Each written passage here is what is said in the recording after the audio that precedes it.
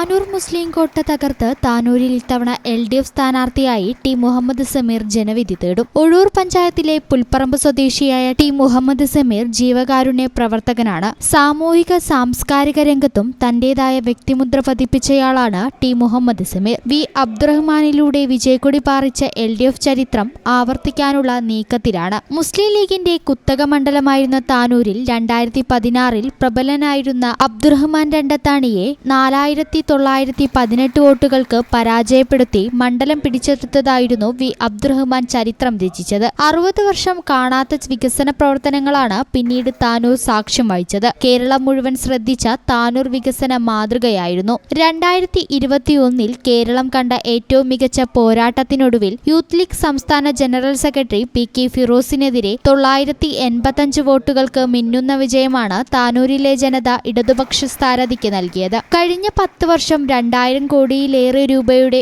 വികസന പദ്ധതികളാണ് താനൂർ മണ്ഡലത്തിൽ നടപ്പിലാക്കിയത്. എല്ലാ വിഭാഗ ജനങ്ങളെയും ചേർത്ത് പിടിച്ച് സമസ്ത മേഖലയിലും വികസനം എത്തിക്കാൻ LDFന് കഴിഞ്ഞു. വികസനം അറിഞ്ഞ 10 വർഷത്തെക്കുറിച്ചാണ് നാട്ടിലെ ചർച്ച മുഴുവൻ. വികസന മുരടിപ്പിന്റെ കാലത്തേക്ക് തിരിച്ചു പോകേണ്ട എന്ന നിലപാടിലാണ് നാട്ടുകാർ. ആരോഗ്യം, വിദ്യാഭ്യാസം, പശ്ചാത്തല വികസനം, ക്ഷേമപ്രവർത്തനം തുടങ്ങി വിവിധ മേഖലകളിൽ നടത്തിയ വികസന പ്രവർത്തനങ്ങൾ മുൻനിർത്തിയാണ് LDF വോട്ട് തേടുന്നത്.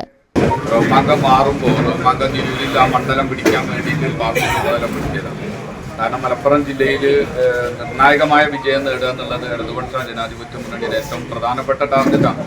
ആ ടാർഗറ്റ് അനുസരിച്ചാണ് ഞങ്ങൾ സ്ഥാനാർത്ഥിയെ നിർണ്ണയിച്ചിട്ടുള്ളത്. അപ്പോൾ റഹ്മാങ്ക ഞങ്ങളെല്ലാവരും ആദ്യം താനൂരിൽ പ്രഖ്യാപിച്ചു.